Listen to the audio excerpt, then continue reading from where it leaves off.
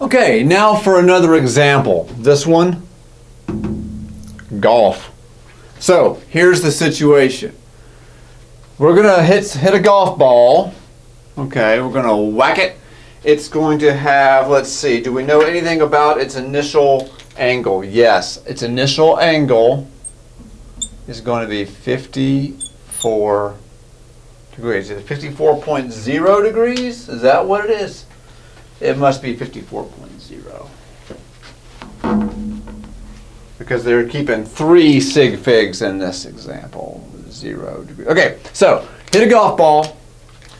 54.0 degrees initial angle. We don't know the initial speed or velocity. It's going to go over a tree. It's going to clear the tree, and it's going to hit the ground 17.8 meters away from us, from where we hit it, and it's going to hit the ground at 2.24 seconds. That's when it's going to land. Okay? And so the question for us is, let me see. Gosh, did I have it written down? Yes, we want to know what the initial speed is.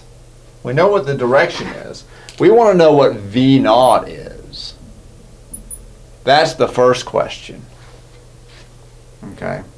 The second question is this. If this tree is located at 14.0 meters away, and if this tree is 3.00 meters high, then by how much does the ball clear the tree? It does clear it. Okay, there is a height here. We're going to call it D. We want to know by how much the ball clears the tree. So we want to know, we do, whether or not you do, you still do want to know what D is. Okay? So the first question is how to find the initial velocity. Okay? There are a number of ways to do this. Okay? I don't have time to do more than one way. I'm sorry, the initial speed, V naught. We want to know at what speed the golf ball left your club. There's a couple ways of doing this. The book does it one way. I'm going to do it another way. All right? The book takes a two-step process, and you can look in your textbook and see how it works. I'm going to take a one-step process. Okay? We want to know what V naught is. Well, look, if you look at the equations, these are our equations for general launch angle. V naught shows up in every single one of them. Okay? And so does theta. We know theta. Okay? We don't know V naught. So what are we going to do? Okay, well, one thought is to find the time, to find V naught x first, and then to find V naught. That's the way the book does it. The way I'm going to do it is I'm going to use this equation right here. This is, in my mind, the most simple, direct way of finding it. Now it looks like we don't know enough. Let's write it down here. Y equals V naught sine theta t minus 1/2 g t squared. Let's go through and see what we know and what we don't know. Now what we're looking for, of course, is V naught. So this is what we want. We need to have everything else in this equation if we're going to find V naught. Right? Well, do we know Y? Actually, let's come back to Y. Let's do the easy ones first. Do we know theta? Yes, we do. Theta is 54 degrees. Do we know time? Yes, time is 2.24 seconds. Do we know G? Yes, it's given to you, free of charge. But what is the value of Y when t is 2.24 seconds? Right, the ball goes up, ball comes down at the same level. It is the position at t equals 2.24 seconds. The y position is my favorite number, 0. It's on the ground, so its height is 0. So we can call y 0. Okay? So we know everything but what we're looking for, which is V0. That's the fundamental insight here. When the ball lands at the same level, y is equal to 0. Okay, so that is equal to 0. So it makes it easy. Once you see that, you see very clearly that you have everything you need to solve this. Okay, so let's subtract V0 sine theta t from both sides. We're going to do the algebra here. That equals minus 1/2 gt squared. We're trying to solve this for V0. We have a negative on both sides. So we can multiply through by -1 on both sides and get rid of those minus signs. Those minus signs can poof, go away because there's 1 on either side of the equation. Okay? So all we have to do is divide through by sine theta t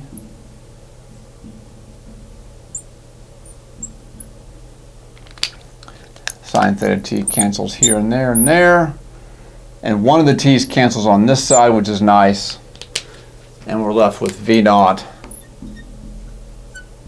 equals gt over 2 sine theta. You know g, you know t, you know theta. When you put the numbers in, you get V0 equals, drum roll please, 13.58 meters per second. Okay, so that's V0. That is the initial speed. Actually, we're going to keep it to 3 sig fig, so that's going to be 13.6. That is how fast the ball left the golf club, and it was moving in a direction of 54.0 degrees up. Okay, so that's the answer for V0. Again, the trick was realizing that when the ball hit the ground, it was back at 0. Okay. Now the second question is, by how much does the ball clear the tree? This is a little trickier, right? This is a little bit, I'm going to go and erase this business right here so I can fill up this space with calculation for D.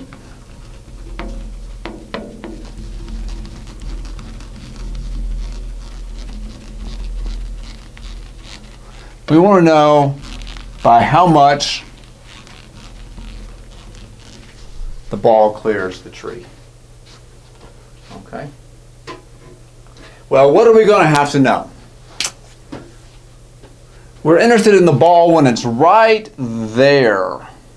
And we want to know how far it is between the ball and the tree.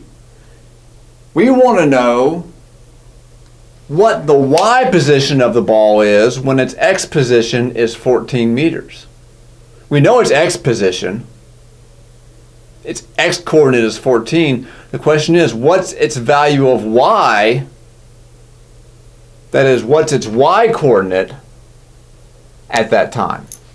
At that time when the x coordinate is 14. So here's what we do. We find the time. We find the time at which the ball is at x equals 14. Okay? We're going to look at equation 2 here. So the first step, find the time at which x is 14.0 meters.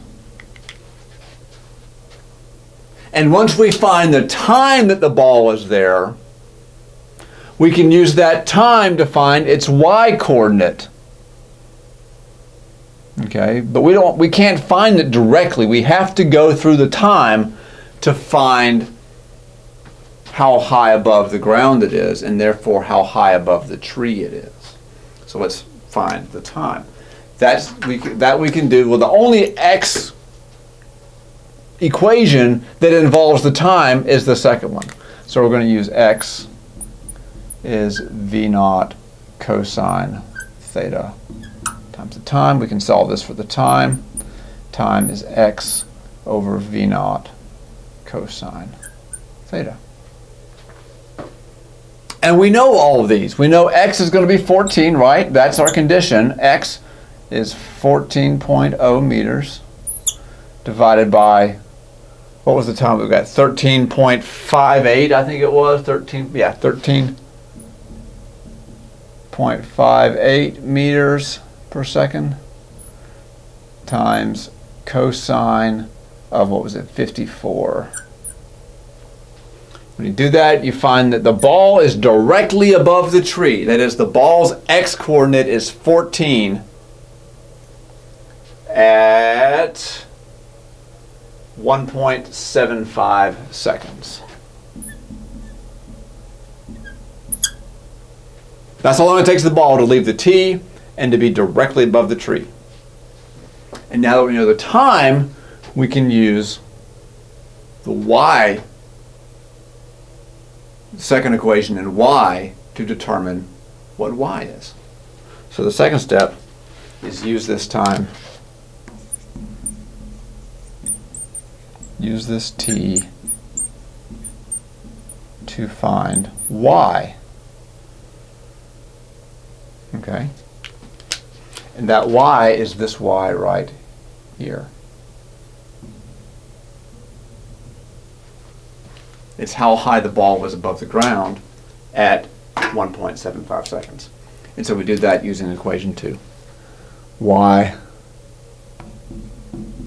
equals v naught sine theta t minus 1/2 g t squared. When you plug your numbers in, we have all these numbers. We have 13.58 meters per second sine 54 times 1.75 seconds minus 1/2 9.81 meters per second squared times 1.75 seconds squared.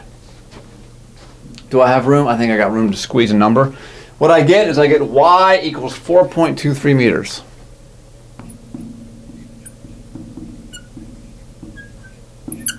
That's how far the ball is above the ground. Okay. This is y equals 4.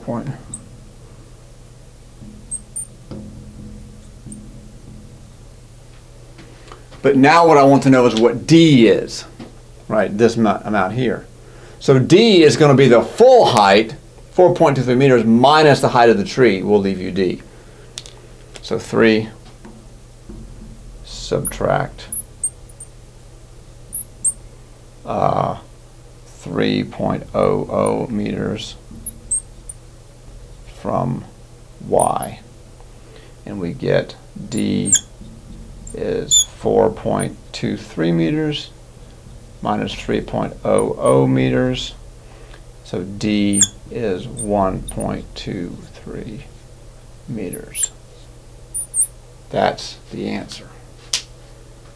Okay, that is by how many meters the ball clears the tree. So it clears it easily.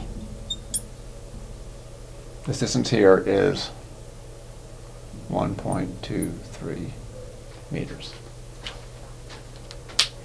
Okay? It's tricky, right? I want you to review that logic. Think about what I said there. Okay? Had to go through the time, had to find this value. Couldn't do it without that. Had to find the time, which links x and y. It is the only, well, I'm not going to say that. That's not quite true. I'm not going to say that. But anyway, it's the way you had to work this problem is through the time. Okay? Ball clears the tree easily. Okay. That's it. Next time we're going to keep the golf situation, keep the whole picture, and just ask a couple more questions. All right? See you then.